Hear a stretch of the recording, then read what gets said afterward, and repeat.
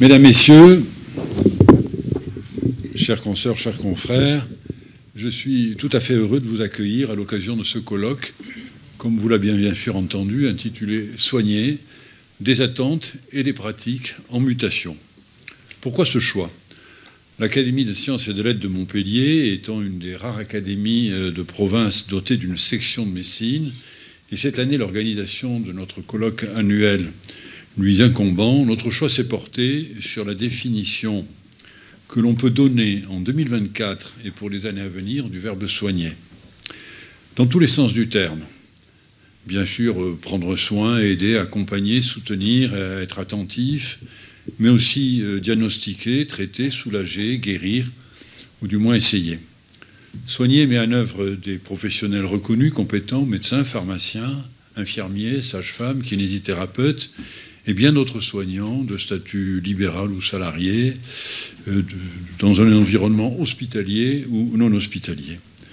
Depuis plus de 50 ans, l'acte de soigner a profondément évolué, surtout dans les pays ayant les moyens économiques de financer un système de santé moderne.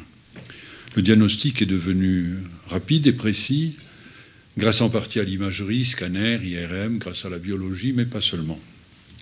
La chirurgie a connu une véritable révolution par les progrès de la célioscopie, de la chirurgie prothétique, de la robotisation, avec par la suite la prise en charge à la journée, une hospitalisation de jour.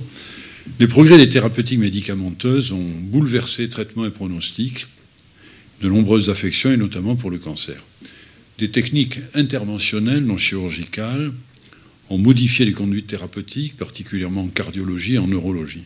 Ces acquis extraordinaires que les hommes et les femmes de ma génération, et surtout de celles qui suivent, ont eu le bonheur de connaître en tant que professionnels ou patients, ont amélioré le pronostic de nombreuses pathologies lourdes, ainsi que la qualité de vie de ceux qui en étaient affectés, avec comme conséquence, bien sûr, la multiplication des maladies chroniques.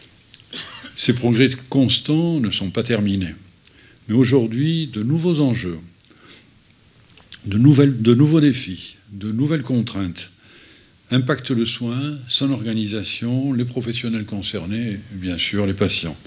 C'est l'objectif de ce colloque, d'essayer de prendre en compte, d'expliquer, de comprendre tout ce qui modifie, transforme, parfois dégrade, parfois améliore la prise en charge médicale et l'acte de soigner. Quelle est la place aujourd'hui et quelle sera-t-elle demain de la télémédecine, de la télécommunication, de la téléexpertise, des objets connectés et bien sûr surtout de l'intelligence artificielle?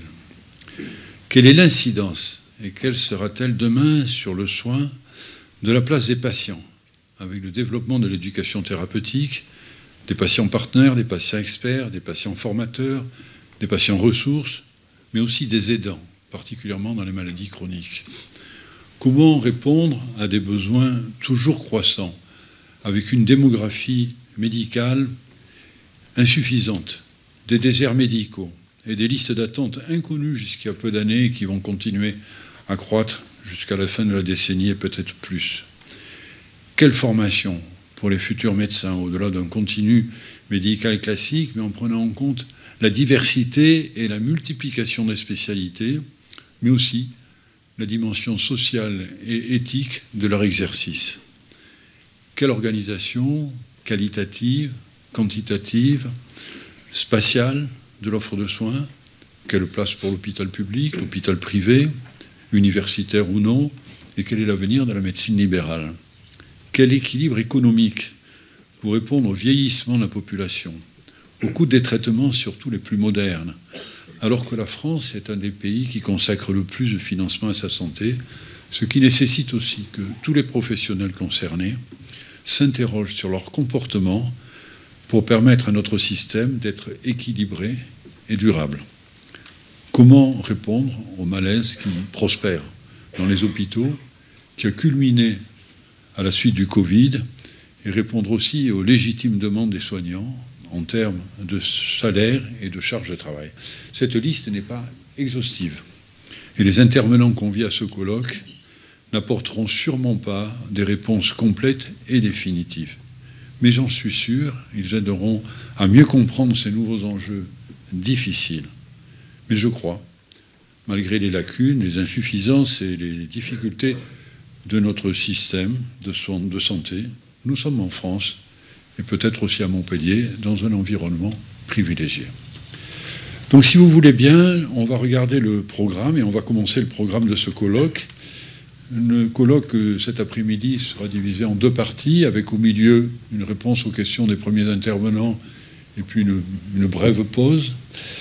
Sur la première partie, donc je vais citer les intervenants de la première partie. Je ne leur propose pas de nous rejoindre tout de suite, puisque s'il y a des projections, ils seront sûrement mieux assis en bas. Je vais les citer, puis se succéderont bien sûr. Donc dans un premier temps, l'histoire du soin par Thierry Lavape-Bertrand, qui est professeur de l'université et qui est président de la Société montpelliéraine de l'histoire de la médecine, qui nous fera donc l'histoire du soin, et qui est un élément particulièrement important pour essayer de comprendre la suite. Par la suite, Isabelle Lafont, professeure d'université et doyenne de la faculté de médecine, que je remercie particulièrement parce que je sais qu'elle a dû s'arranger dans un contexte de déplacement difficile. Merci Madame la doyenne d'être là, qui nous parlera de quelle médecine et quelle formation pour demain. Par la suite, le professeur Jean-Marie Bruel, qui est président de France Assos Santé, président honoraire de France Assos Santé Occitanie, et qui nous parlera du patient, attente et partenariat. Et puis, le professeur François Carbonel, qui est enseignant de médecine générale, et qui nous parlera du positionnement du médecin généraliste devant l'évolution des pratiques. Je me permets de rappeler amicalement à ces intervenants qui a eu l'amitié de venir ici et que nous allons écouter avec beaucoup d'intérêt, l'importance du timing pour essayer de rester dans les limites de ce que nous avons prévu. C'est l'usage. Et je demande dans un premier temps à Thierry Lavape-Bertrand de venir